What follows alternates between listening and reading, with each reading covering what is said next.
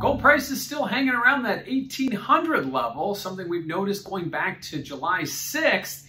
It moves away modestly, it comes back, it moves down modestly, it comes back. Today was no different. Prior to the Fed meeting, we saw prices both below and above 1800, but we were unable to escape it. And after the Fed meeting, which we'll talk about in a moment, prices just kind of sat there at 1800, seeing a little bit of a push higher, getting as high as 1806, but certainly not seeing that knee-jerk reaction we're used to on days like Fed meetings. In fact, this has been the narrowest range, daily trading range in gold that we've seen since prior to the pandemic, and it was about 14.5 bucks.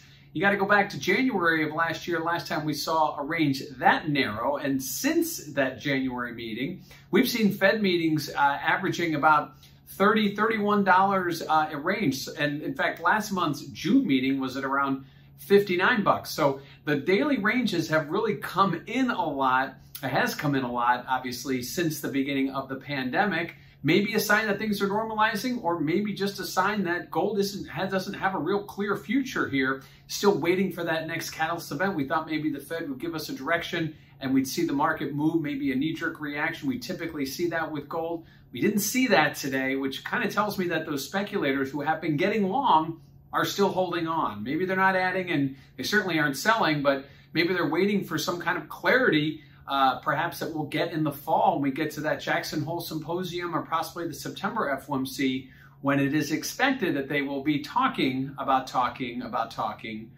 tapering, something the Fed has yet to do. They did mention tapering in today's statement. However, they did not act on it, and certainly the market right now is still waiting for when the Fed might look to raise rates, when the Fed may look to take their foot off the gas. But gold price is not seeing much today, staying in a very narrow trading range. Now, what does that mean for volatility?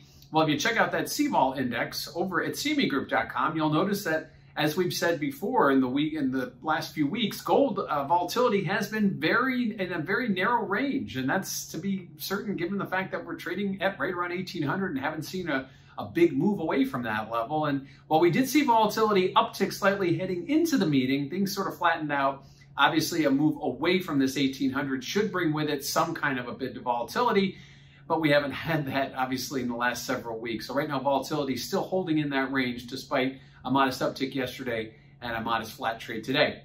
Now, what did we learn from the Fed today at the July FOMC? Well, they are still very optimistic about the economy, about how things are moving along. That would certainly bode well for the dollar, which did not do all that well today. Saw a little bit prior to FOMC and a little bit of a sell-off after, but again, not a real big move, and obviously one of the reasons why we didn't see a big move in gold. But they are cautiously optimistic. They're concerned about virus variants and how they may affect future lockdowns, future economic growth. They still want to see further progress in the economy. So while we have made some grounds, they want to see more. And one of the things that Mr. Powell said in his press conference this afternoon is that they still have some more ground to cover. So there's still some areas, whether it be jobs, whether it be some of the supply chains that have kind of broken down.